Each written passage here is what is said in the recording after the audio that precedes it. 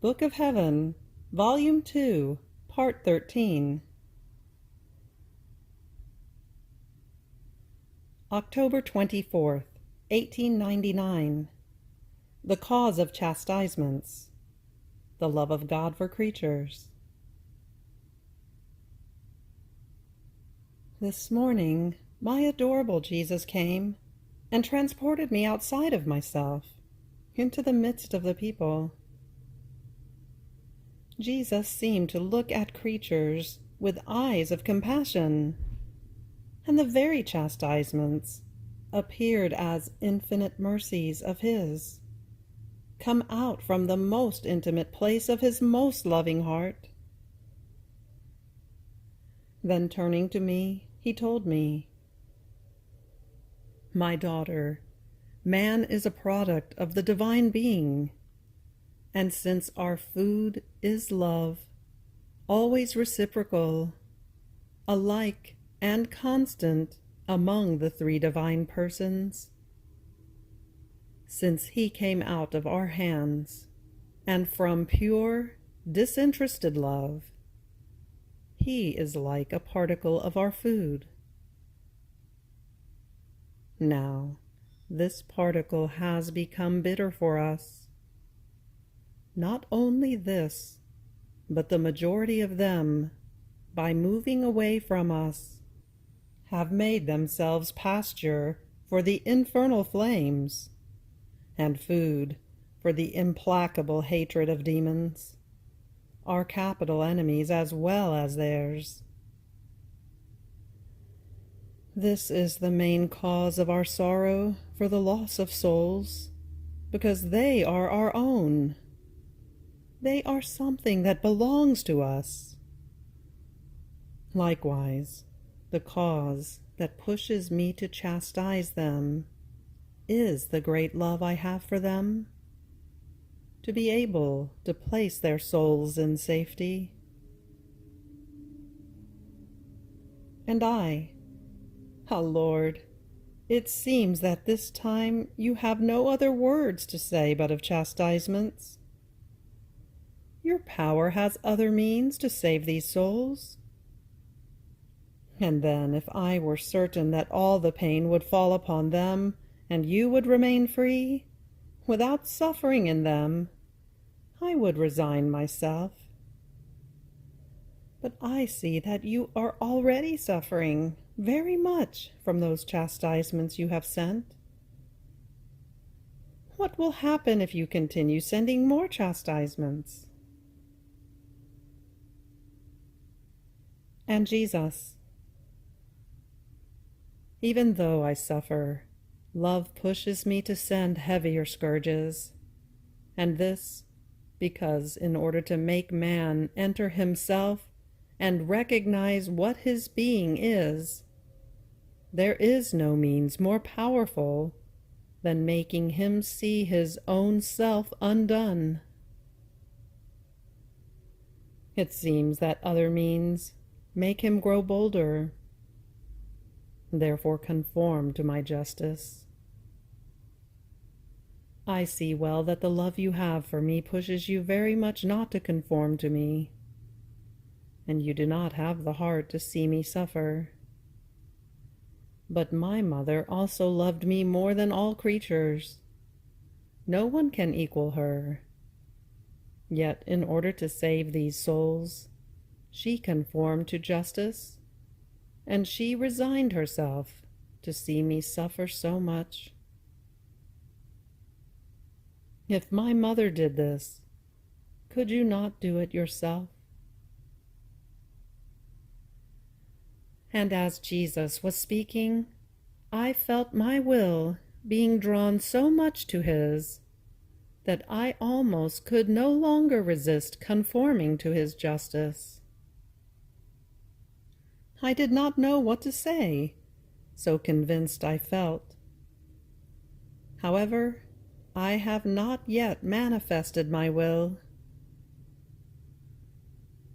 Jesus disappeared, and I remained in this doubt, whether I have to conform or not.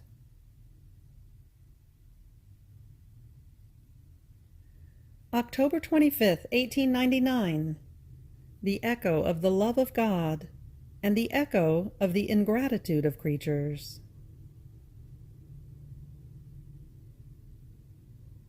My most sweet Jesus continues to manifest himself almost always in the same way. This morning he added, "My daughter, my love toward creatures is so great that it resounds like an echo in the celestial regions. It fills the atmosphere and diffuses over the whole earth." But what is the correspondence that creatures give to this loving echo? They requite me with an echo of ingratitude, poisonous, filled with every kind of bitternesses and sins, with an echo almost deadly, fit only for wounding me. But I will depopulate the face of the earth, so that this echo, resounding with poison, may no longer deafen my ears. And I, "Oh Lord, what are you saying?" And Jesus, "I act just like a pitying doctor who has the extreme remedies for his children, and these children are full of wounds.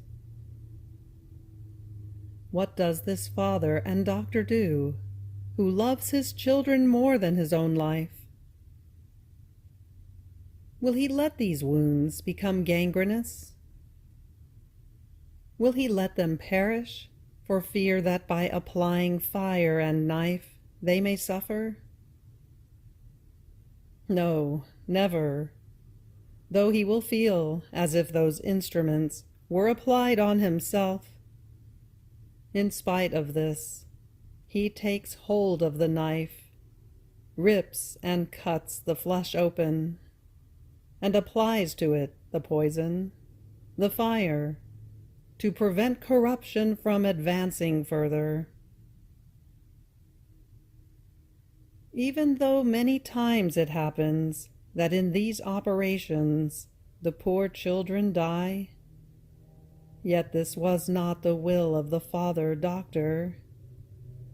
His will was to see them healed. So I am. I wound in order to heal them. I destroy them in order to resurrect them. If many perish, this is not my will. It is only the effect of their wicked and obstinate will. It is the effect of this poisonous echo that they want to keep sending me unto seeing themselves destroyed. And I, tell me, my only good, how can I sweeten for you this poisonous echo that afflicts you so much? And he, the only means is that you always do all your actions with the sole purpose of pleasing me, and that you employ all your senses and powers for the purpose of loving me and of glorifying me. Let your every thought, word, and everything else want nothing but the love you have for me. In this way your echo will rise pleasant to my throne, and will sweeten my hearing. October 28th, 1899. Who am I, and who are you? This morning, my lovable Jesus came in the middle of a light, and looking at me, as though penetrating me everywhere, so much so that I felt annihilated, he told me, "Who am I, and who are you?" These words penetrated me deep into the marrow of my bones. and I could see the infinite distance that passes between the infinite and the finite, between the all and the nothing. Not only this, but I could also see the malice of this nothing, and how it had covered itself with mud. It seemed to me as like a fish that swims in the water. So was my soul swimming in rot, amid worms and many other things, which are fit only for striking horror to the sight. O God, what an abominable sight! My soul would have wanted to flee before the sight of God thrice holy. But with 2 more words he binds me, and these are, "What is my love for you? And what is your requital for me?" Now, while at these first words I would have wanted to flee, frightened, from his presence, at these second words, "What is my love for you?" I found myself sunken, bound by his love from all sides. So my existence was a product of his love. If this love ceased, I would no longer exist. It seemed to me that the beats of my heart, my intelligence, and even my breath were a product of his love. I was swimming in him, and even if I wanted to flee, it seemed impossible for me to do it, because his love surrounded me everywhere. My love, then, seemed like a little drop of water thrown into the sea, which disappears and can no longer be distinguished. How many things I comprehended! But if I wanted to tell them, I would be too long. Then Jesus disappeared, and I was left all confused. I saw myself all sin, and in my interior I implored forgiveness and mercy. After a little while, my only good came back. I felt all soaked with bitterness and sorrow for my sins, and he told me, "My daughter, when a soul is convinced that she has done evil in offending me, she already performs the office of Magdalene, who bathed my feet with her tears, anointed them with balm, and dried them with her hair." When the soul begins to look into herself at the evil she has done, she prepares a bath for my wounds. In seeing her evil, she receives bitterness and feels sorrow for it, and by this she comes to anoint my wounds with a most exquisite balm. From this knowledge, the soul would want to make a reparation, and in seeing her past ingratitude, she feels love arise within her toward a God so good, and she would want to lay down her life to attest her love. And this is the hair, which like many gold chains binds her to my love.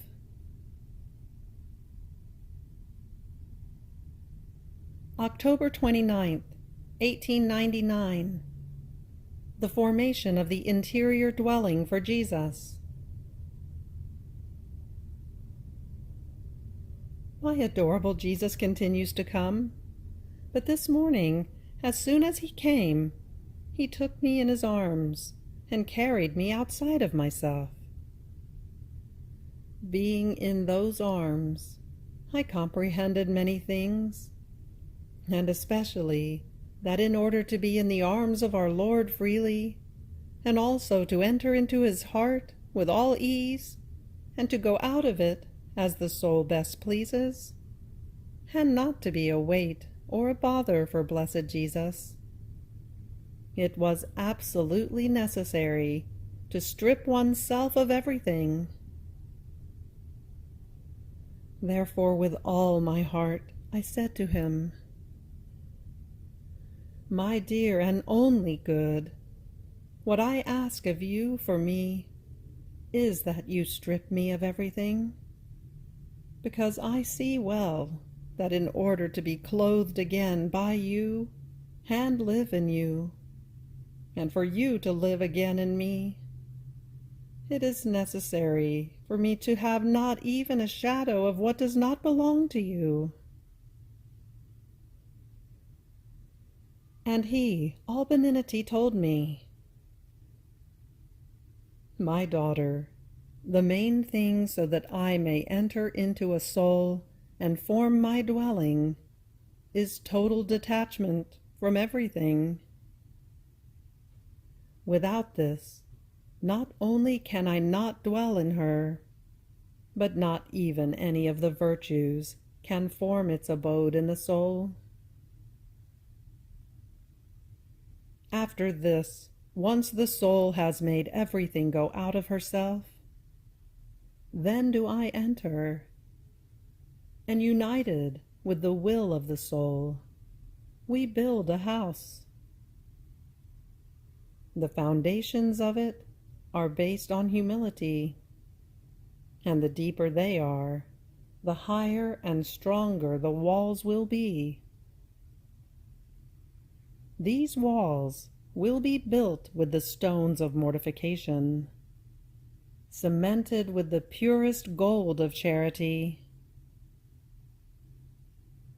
After the walls have been built, I, like a most excelling painter, plaster it and form the most excelling paintings, not with lime and water, but with the merits of my passion, represented by the lime, and with the colors of my blood, represented by the water. This serves to protect it well from rains, from snows, and from any shock. Then come the doors, and in order for them to be solid like wood, and not subject to wood worms, silence is necessary, which forms the death of the exterior senses. In order to keep this house, a guardian is necessary to watch over it everywhere, inside and out. And this is the holy fear of God that guards it against any inconvenience, wind, or anything else that might threaten it. This fear will be the safeguard of this house, which will make one operate not out of fear of penalty, but out of fear of offending the master of this house. This holy fear must do nothing other than do everything in order to please God, with no other intention. Then this house must be adorned and filled with treasures. These treasures must be nothing other than holy desires and tears. These were the treasures of the Old Testament, and in them they found their salvation. In the fulfillment of their vows, their consolation. In sufferings, strength. In sum, they placed all their fortune in their desire for the future Redeemer, and in this desire they operated as athletes. A soul without desire operates almost as if dead. Everything is boredom, bother, rancor, even the virtues themselves. There is nothing that she likes, and she walks almost crawling on the path of good. All the opposite for the soul who desires. Nothing is a weight for her. Everything is joy. She flies, and even in the pains she finds her tastes. This because there was an anticipated desire, and the things which are first desired then are loved. And as one loves them, one finds the most pleasant delights. Therefore, this desire must be accompanied before this house is built. The ornaments of this house will be the most precious stones, the most expensive pearls and gems of this my life, always founded upon suffering and pure suffering. And since the one who dwells in it is the giver of every good, he places in it the endowment of all virtues. He perfumes it with the most gentle odors. He makes the loveliest flowers exude their fragrance. He makes a celestial melody resound of the most pleasant. He makes one breathe an air of paradise. I forgot to say that one must see whether there is domestic peace, and this must be nothing other than the recollection and silence of the interior senses. After this, I continued to be in the arms of our Lord, and I was all stripped.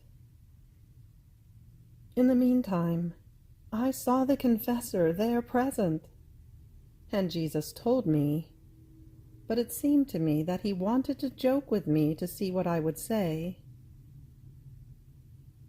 "My daughter, you have stripped yourself of everything, and you know that when one is stripped, someone else is needed who would take care of clothing him, of nourishing him, and who would give him a place where he can stay. Where do you want to stay? In the arms of the confessor or in mine?" And as he was saying this, he did the act of placing me in the arms of the confessor. I began to insist that I did not want to go, and he insisted that he wanted it. After a little bit of arguing, he told me, "Do not fear, I keep you in my arms."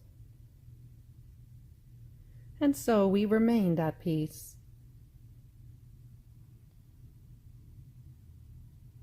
October 30th, 1899. Threat of chastisements for Rome.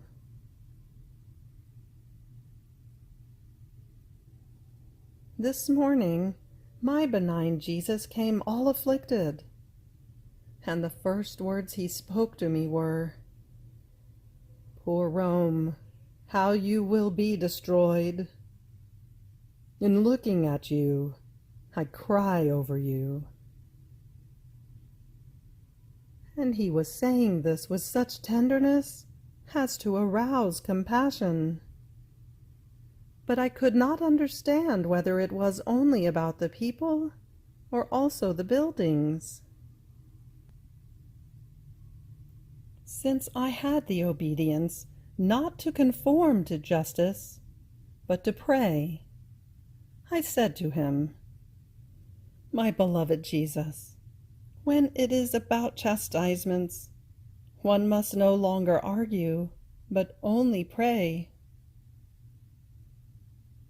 And so I began to pray, to kiss his wounds, and to make acts of reparation. And while I was doing this, every now and then he would say to me, "My daughter, do not use violence on me. By doing this, you want to use violence on me by force. So calm yourself."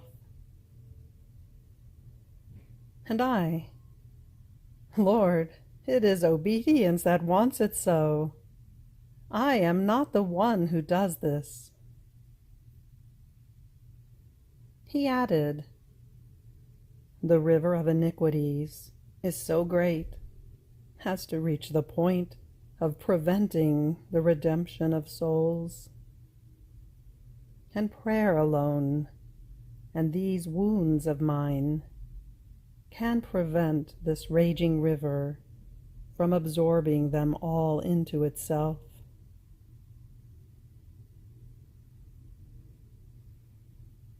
You have reached the end of the Book of Heaven, Volume 2, Part 13. This concludes the end of Volume 2. Fiat.